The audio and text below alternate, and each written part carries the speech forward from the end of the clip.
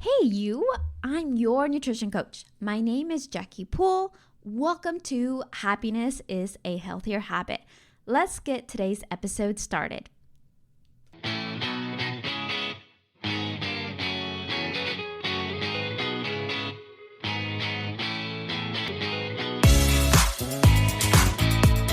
Welcome back to the podcast, everyone. My name is Jackie. I am your host, and today we are talking about what everyone really struggles around this time, right? This episode is going to air out pretty much at the end of January, and a lot of people struggle with staying consistent when motivation fades, right? So whether you're trying to have fitness goals for the summer, whether you're trying to have better habits or, just showing up for yourself, like if that's something that you had a goal for 2025, like I think we all hit those moments where that motivation, that spark can just kind of like leave and be like, bye, I'm out of here. And so the good thing is, obviously, we don't need motivation to keep us going. Like for me, that is one of the basis things that I like to incorporate with my clients and with my people and with my moms, right? Because motivation most likely is not going to be there. Sometimes we are going to have to decide to do the hard things. So let's talk about how we can stay consistent and make progress no matter how we're feeling, no matter how cold it is outside, no matter how unmotivated we feel. So let's talk about why motivation is overrated. So let's start by busting a common myth here. Motivation is not needed and it's not key to have success. Like when you really think about it, how often do you feel super pumped to go to the gym? Like I know during the winter, during the cold days, like I am not excited to go and leave. Like I just want to snooze. I want to stay inside in my warm little bed. I don't want to go into my garage where it's cold. I mean, I live in Texas, and these past couple of days here in Austin, we had snow for like the first time in years again. And so for us, it's cold. Like 19 is not a normal temperature for us to be in. And trust me when I tell you, like, I do not want to be cold in my garage, but I know that I'm going to feel better, right, after I do it. So when you think about feeling super pumped to either go to the gym or prep your meals or tackle your to-do list, right? Probably not every day you're feeling like, yay, that is what I want to do. And so motivation is very fleeting. And again, it's just like kind of like a burst of energy. Like when you drink coffee, you feel more energized, you're ready to go. Kind of motivation is like that, right? It gives you that jump start, but it's not going to be reliable for the long haul. So success comes from building habits and systems that really work when you're not feeling motivated.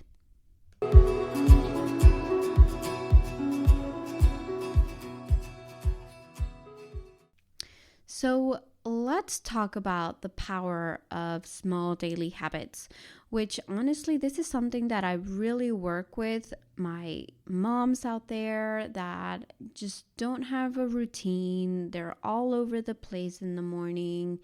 They really make an impact. When I say I can help you create time, like you're gonna find yourself thinking like, oh my gosh, what do I do now? Right? So if motivation isn't the answer, what is? It's habits. Habits are the foundation of consistency, how you stay on track.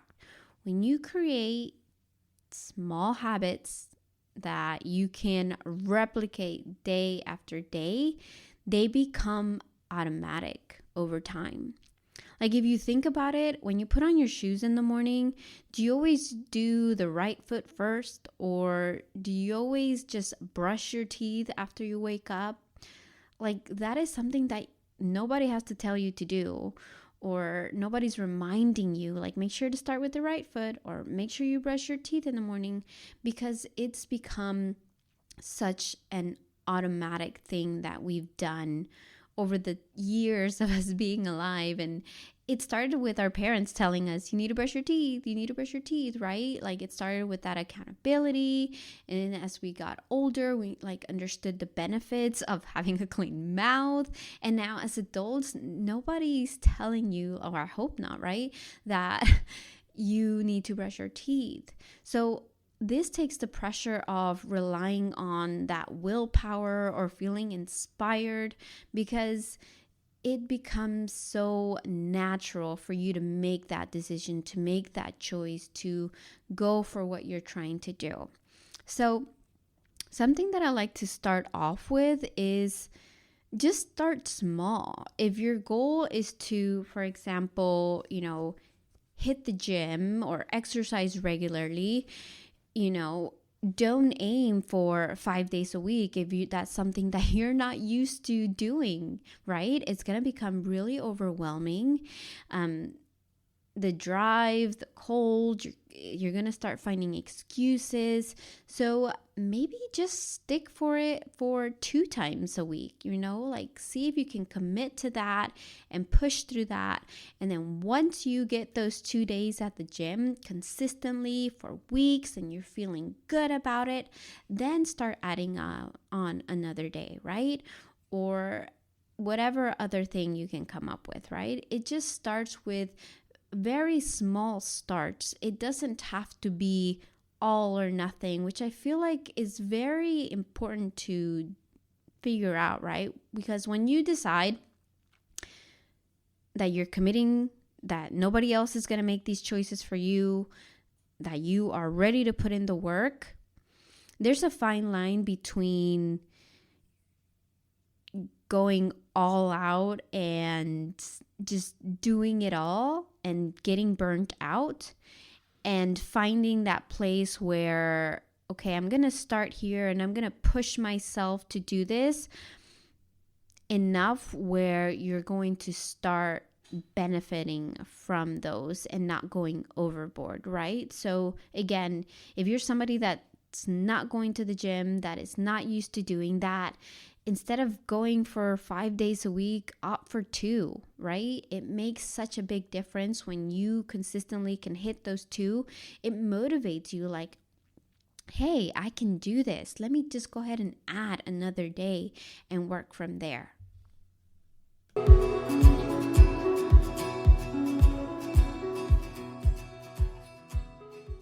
Okay, so I'm going to give you some practical tips for you to stay consistent. If you're somebody that decided to do some goal setting this year, make this year different, really stick to your guns, really commit to what you're trying to achieve, like this is really going to help out. So let's get into the meat and potatoes of this podcast today. And especially when you're not feeling it, right? Days that are hard because this cold weather, is no fun to go out on walks. It's no fun to go and make those drives. So we're going to be talking about what you can do to stay consistent, right? So number 1, find someone who will hold you accountable, whether it be a friend, a coach, hello, I'm here to help you, or even just like a community where you can go, like a Facebook group. I know I've joined a couple of those, and the girls are always cheering themselves and good job, and hey, who wants to go to the Zumba class, or who wants to go work out with me here? And they go together. Like that's such a great way. And knowing someone is like, okay, somebody's coming with me, like I can't really back out now. because I don't want to disappoint them. I don't want to end up in a bad situation.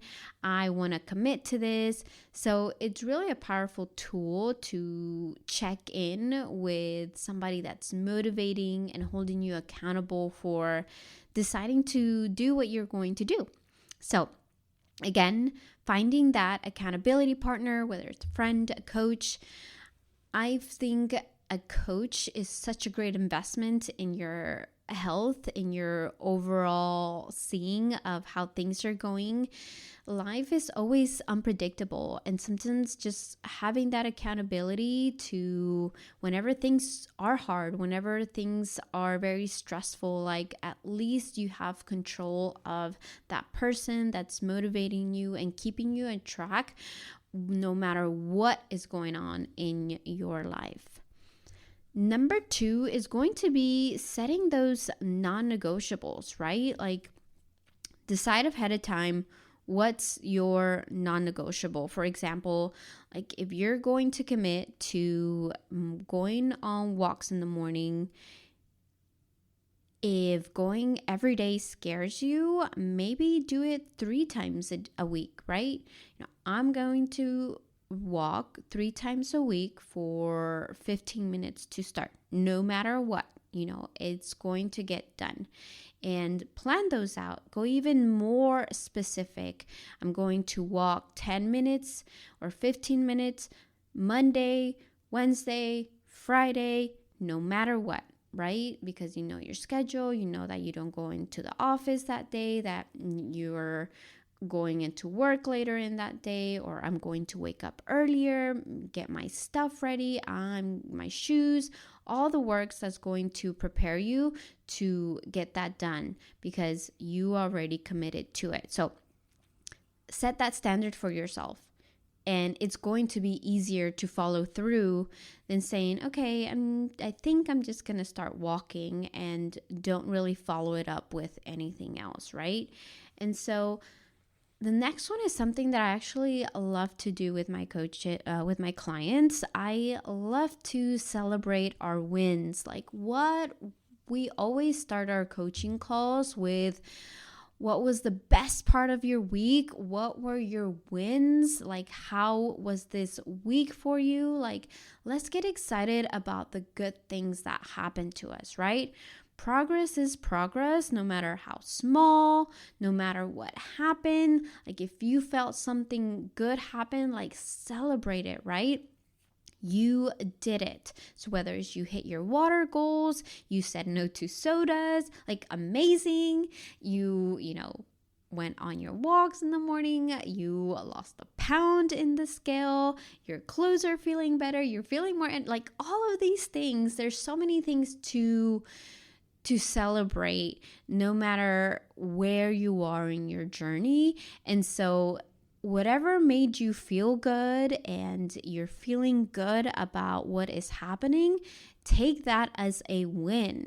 Like I'm coaching someone right now, and one of the biggest struggles we are having is getting our meals in and not packing them and being in a situation where we're out and about without any snacks, without anything like that. And so we are actively working on getting our meals prepped and not skipping meals because that's always been a struggle lately. And so I got a text like, hey, I got my prep done. I was like, yes, good for you. No skipping meals. Why? Because it's going to benefit you in so many ways. You're not going to go and buy something random. You're going to be hitting your protein goals. Like you're going to be feeling good about those decisions that you're going to be making. So celebrate the small victories, and they're really going to add up over time, right? The more you do it, the more you're going to start seeing results. And lastly, which is something that I actually start with in my coaching program, as far as we focus on, and we have like an actual writing session of focusing on your why. When you feel like giving up, right? When you need a little reminder of like why you decided to start what you wanted to start with, are you doing this for your health? Are you doing this to feel stronger? To show up for your kids, for your doctors telling you some things that you need to start doing? Like, your why can really reignite that little spark when you need it the most. And sometimes you need more than just one why.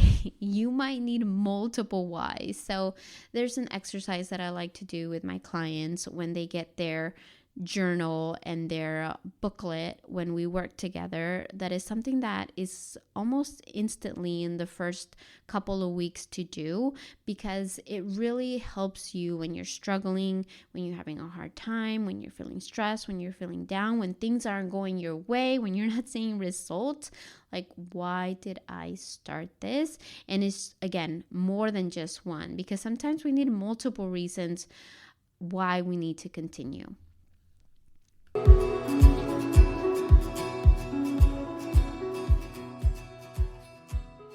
So let's review, okay? So practical tips to staying consistent is finding that accountability, set your non-negotiables, celebrate your small wins, and focus on why we started, why we decided to make these change. Write those down, and it's really going to help you, right? I want to share a quick story. I talked about my client earlier who struggled with consistency when it comes to meal prepping, and she only prepped when she felt motivated, when it worked out for her, but it hasn't been consistent. Some weeks we get it, some days we don't, and then lives get busy, and then she felt discouraged. And so it doesn't matter how many times we are starting over, we keep deciding that this is what we're going to commit. And so having that accountability has really helped her progress and seeing the benefits, like, you know what? Things just run so much smoothly when I prepare this on this day and when I'm writing things down. And she got a planner now, so she's being more diligent about the choices and the prepping that she's doing. And it's not perfect. We're still working on it, right? But when we have that accountability, I got a text today, she mentioning that to me, and I could just hear it. She was so excited, like, yes, not skipping meals for the rest of the week. I got everything done. I am set. My routine is good. And now when we have that, she did that and committed to letting me know.